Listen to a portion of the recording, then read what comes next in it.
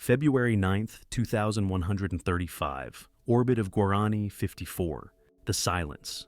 It was the first thing that hit me, an oppressive silence, as if space itself was holding its breath.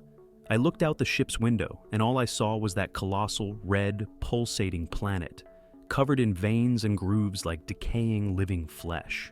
It was supposed to be our salvation, our space farm. Now, it looked more like a trap, bait in the middle of nowhere. Beside me, Matthias was restless, muttering something in Portuguese that I couldn't quite catch. Sci was silent, his eyes fixed on the panel, trying to ignore what we all knew was wrong. Nobody greeted us, no welcoming message, no sound of machines operating. Just the echo of our communication system bouncing back empty. "This isn't right," Matthias muttered, his voice tinged with doubt and a hint of fear. I tried to ignore the chill crawling up my spine, but the feeling that we were in the presence of something beyond human was palpable. I had read reports about the planet's behavior, described as stable and safe, but now, looking at it, it felt like something out of a nightmare that breathed and, perhaps, thought. Sci stepped closer to the display. "We need to land and check it out," he said, not taking his eyes off the pulsating planet. A primal instinct screamed inside me not to do it, to head back to Earth and let that thing rot alone in space. But orders were orders. So, we prepared for the landing. We descended and stepped onto the damp, fleshy ground. It was bizarre. The surface sank slightly under our feet, making a slimy sound with each step. The smell was a mix of oxidized iron and rot, like old blood mingled with spoiled meat. "What the hell is this?" Matthias muttered, kicking a loose piece of flesh that writhed before stopping as if it were alive. Then it happened. Sci, driven by curiosity, bent down and touched the planet's surface with his bare hand.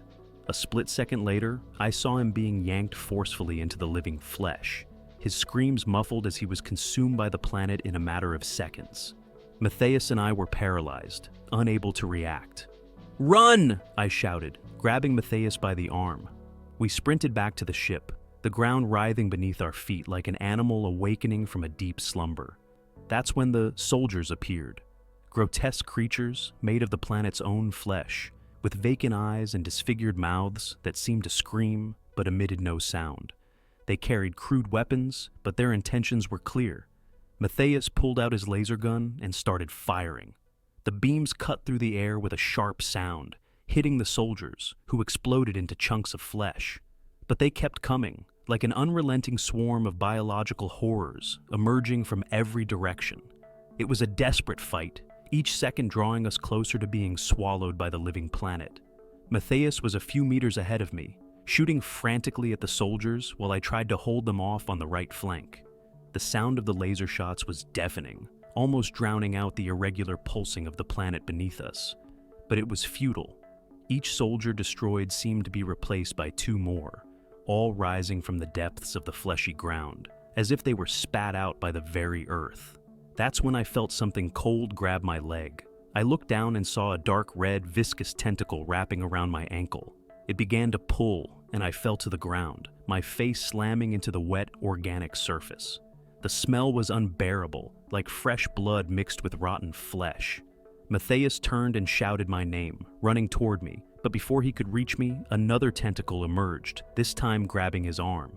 "Damn it!" I yelled, desperately trying to break free. I fired my laser gun directly at the tentacle, burning its flesh and releasing a jet of green, acidic fluid that nearly hit my face. Matthias managed to cut the tentacle that was holding him, but his movements were slowing down, as if the planet was draining our strength with each passing second. We managed to get up and run again, but this time our steps were heavier, as if something was pulling us down. I could feel the pressure in my chest increasing, as if the air around us was being sucked away.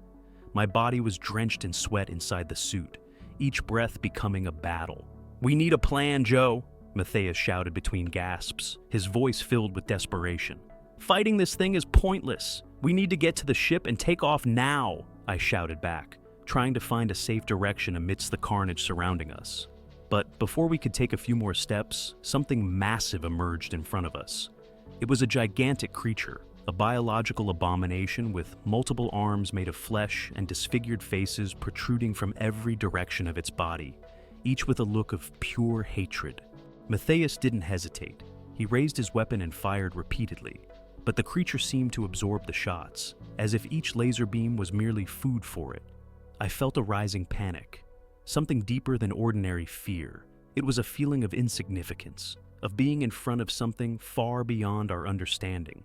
"Joe, this is impossible," Matthias shouted, wide-eyed as he tried to retreat. "That thing is indestructible." Then, a crazy idea flashed through my mind like lightning. The planet was made of protein, a living, conscious entity. If it was alive, then it had to have a core, some sort of central brain controlling everything. "Matthias, the center. We need to find this planet's core and destroy it. It's our only chance." "You're nuts! That's suicide!" "Would you rather be digested alive?" I retorted, my voice hoarse with rage and desperation. The hesitation in Matthias's eyes lasted only a second. "Shit! Let's do it!" he said, turning and starting to run in the opposite direction of the ship. The monstrous creature tried to reach us, but it was slow, as if the planet itself was struggling to keep that massive body moving. It was our only advantage. The colossal mass moved with a slowness that gave us a slim chance to escape. We kept running across the pulsating terrain, dodging tentacles and deformed bodies that sprouted from the ground as if the planet itself were trying to hold us back. We could feel the creature's presence getting closer, a deafening, deep roar resonating behind us. We were getting close to what seemed to be the planet's center, a spot where the fleshy veins were thicker and pulsated more intensely. Finally, we reached what appeared to be the nerve center of that fleshy hell. The area was filled with twisted tentacles, all converging toward a pulsating mass the size of a car, glowing with a reddish light. It was grotesque, like an exposed heart, each beat echoing through the ground and vibrating beneath our feet. Matthias pulled an explosive from his backpack, something we had brought for emergencies. "This is our chance, Joe," he said, his face sweaty and stained with dried blood. "Either it works, or we're screwed." I just nodded, my heart pounding in my chest. "Set the timer for 30 seconds. That way, we'll have time to run before this thing blows up." Matthias adjusted the timer and threw the device into the pulsating core. We ran as fast as we could, the sound of the beats growing more frantic, as if the planet sensed the imminent threat. The seconds felt like an eternity. We ran toward the ship, dodging desperate tentacles that tried to grab us, while the entire planet began to tremble violently, as if it were having convulsions. I could hear something, a distorted, high-pitched scream, like a wail coming from the depths. The sound was deafening, mixed with the wet sound of tearing flesh. We reached the ship in the nick of time. Matthias leapt inside, and I followed right behind, slamming the hatch shut. "Take off! Now!" I shouted at the autopilot, and the ship started to ascend rapidly, leaving behind the chaos of Guarani 54. Through the window, we saw the devastating explosion consume the core, causing a wave of destruction that spread across the planet. The fleshy surface began to collapse on itself, as if it were being digested from the inside out. A sight of relief and triumph, or at least that's what I thought. When we were finally at a safe distance, exhausted and relieved, the silence returned inside the cabin. Matthias collapsed into his seat, laughing hysterically. "We did it, man! We destroyed that thing!" I wanted to believe it, but something didn't feel right. That's when the ship's communication system turned on by itself, emitting static. Amid the noise, a voice emerged, distorted, deep, and hostile. "You think you've won, humans? I am the beginning and the end. You cannot escape me." It was the voice of the planet, somehow projected through the ship's system. But it wasn't just that. A sudden alarm blared, and the radar showed an impossible reading. Guarani 54 was still active. I looked at Matthias, who was just as shocked as I was. "This is impossible! The planet was destroyed!" he exclaimed. But before I could respond, something even more bizarre happened. The cabin floor began to tremble, and the metallic texture gradually turned into something fleshy and wet. The ship was becoming part of Guarani 54. The flesh was spreading across the walls like a living infection that surrounded us. "Joe, we didn't escape it," Matthias whispered, his voice shaking with pure terror. And then, it all became clear. Guarani 54 was never just a planet. It was a cosmic parasite, an entity that spread wherever it went. And now it was inside our ship, an unwelcome passenger, ready to expand again, maybe even to Earth itself.